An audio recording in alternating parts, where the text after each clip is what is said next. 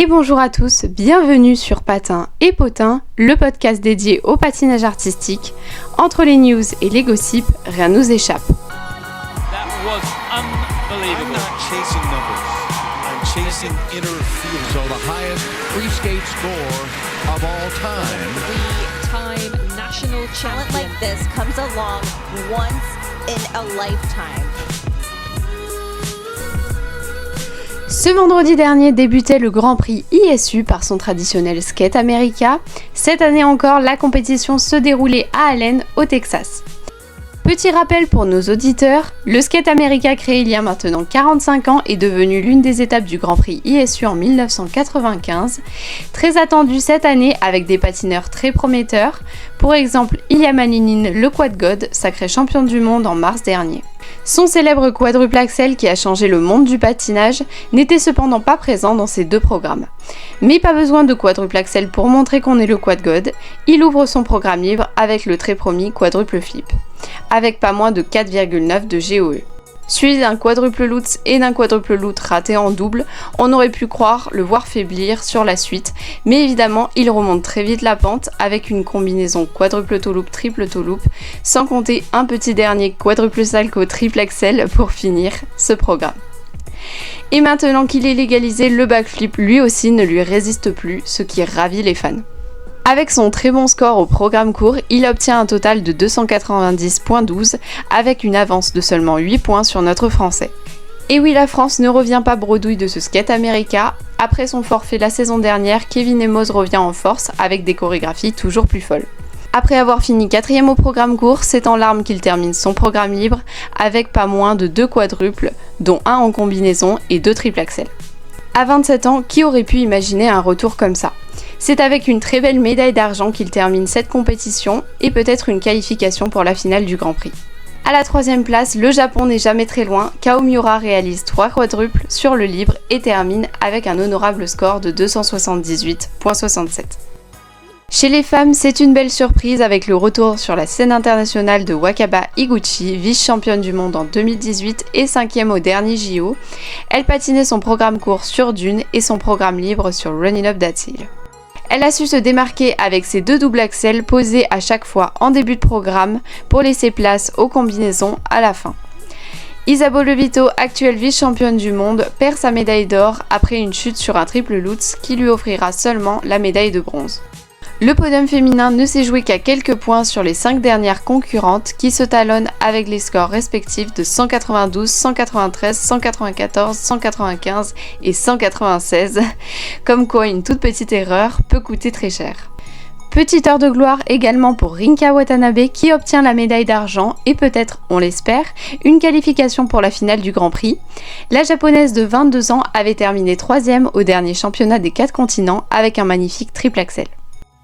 En danse sur glace, c'est une autre surprise qui attendait les Britanniques Lila Fear et Lewis Gibson qui ont enflammé la glace avec leur programme libre sur Crazy in Love de Beyoncé. Ils terminent avec un score de 206.36, dépassant de seulement 1 point les 2 champions du monde Madison Chock et Evan Bates, récemment mariés. Olivia Smart et Tim Deck, le nouveau couple pour l'Espagne, patinaient eux aussi sur dune, qui a beaucoup de succès cette saison. Ils gagnent leur première médaille en Grand Prix tous les deux et ont été agréablement surpris avec leur score de 189.44. Un bon score pour un couple très prometteur. Chez le patinage en couple, après un magnifique programme court, les 2 japonais Riku Miura et Ryuichi Kihara, ex-champions du monde, comptent bien renouveler leur exploit d'il y a 2 ans. Ils commencent par l'or au Skate America et sûrement au NHK Trophy très prochainement. Ils terminent avec une nette avance de 13 points sur les 2 couples américains Elisham Dani Ochea et Alisa Efimova et Misha Mirofanov, remportant respectivement l'argent et le bronze. Après le Skate America, il ne faut pas oublier le trophée Nice Métropole Côte d'Azur, une des étapes du ISU Challenger Series qui attendait lui aussi de nombreux patineurs. Chez les femmes, c'est la favorite Chaeyeon Kim, médaillée de bronze au dernier championnat du monde, qui s'est imposée avec un total de 204.67.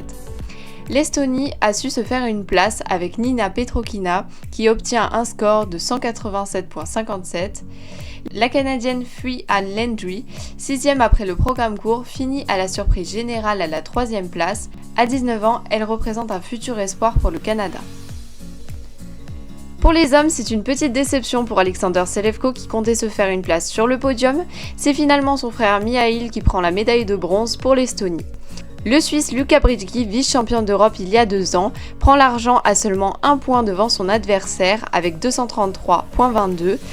Près de 40 points plus loin, c'est notre champion Adam Siaou-Imfa, imbattable, qui présente lui aussi un programme sur dune. Il offre une belle performance malgré un quadruple lutz raté en début de programme. Il réussit 2 quadruples, dont un en combinaison, sans oublier son célèbre backflip, le tout avec un total de 272,38. Après ça, il ne restait plus que la danse sur glace. Ce sont les Lituaniens Alison Reed et Saulius Ambrulevicius qui montrent encore une fois qu'il ne faut pas sous-estimer les pays baltes pour cette saison. Ils ont devancé de 3 points les 2 couples concurrents américains. Décidément, les USA frôlent l'or à chaque fois. Passons du côté gossip maintenant. Pour les news générales, nous avons un changement de programme pour le Grand Prix de France. Aux côtés de Léa Serna et Lauryn Schild, ce sera Clémence Mahindou et non Maya Mazara qui représentera la France à Angers dans une semaine suite au forfait de Maya. Du côté de la Russie, nous avons enfin des nouvelles de Kamila Valieva qui est apparue dans un show organisé par Irina Slutskaya. On sait qu'elle a restauré ses triples sauts, mais rien de plus. Petit éclairage sur la situation des athlètes russes de l'épreuve par équipe de Beijing 2022. Alexander Guiliamov, l'un des membres de l'équipe, a déclaré « Je n'ai toujours pas obtenu la médaille de bronze olympique par équipe. Ils nous ont dit qu'ils ne pouvaient pas nous l'envoyer, et c'est tout. Silence radio depuis. » La championne olympique de Sochi, Yulia Lipinskaya et le chorégraphe Dimitri Milkhailov se sont mariés. Les médias avaient déjà annoncé que Lipinskaya et Milkhailov s'étaient mariés en juin et qu'un fils était né fin septembre. Yulia Lipinskaya avait déjà une fille d'un premier mariage dont on n'a jamais vu le divorce. Nous savons juste que son mari était parti combattre en Ukraine. Et pour finir ces petites news, Alexia Paganini, la patineuse suisse, a pris officiellement sa retraite à l'âge de 22 ans. La quadruple championne de Suisse annonce qu'elle a hâte de se concentrer pour les choses sur glace. Sur ce, je vous remercie d'avoir écouté ce premier épisode de Patin et Potin, j'espère qu'il vous aura plu. On se retrouve la semaine prochaine pour parler du Skate Canada et de bien d'autres choses encore. Si vous voulez en savoir un peu plus sur le patinage artistique ou même avoir l'actualité récente, je vous invite à me follow sur mon Instagram et sur mon TikTok. Sur TikTok, je fais plus des edits, sur Instagram, je poste un peu de tout. Et n'hésitez pas à follow la chaîne YouTube également pour ne rater aucun de nos épisodes. Et je vous dis à la semaine prochaine!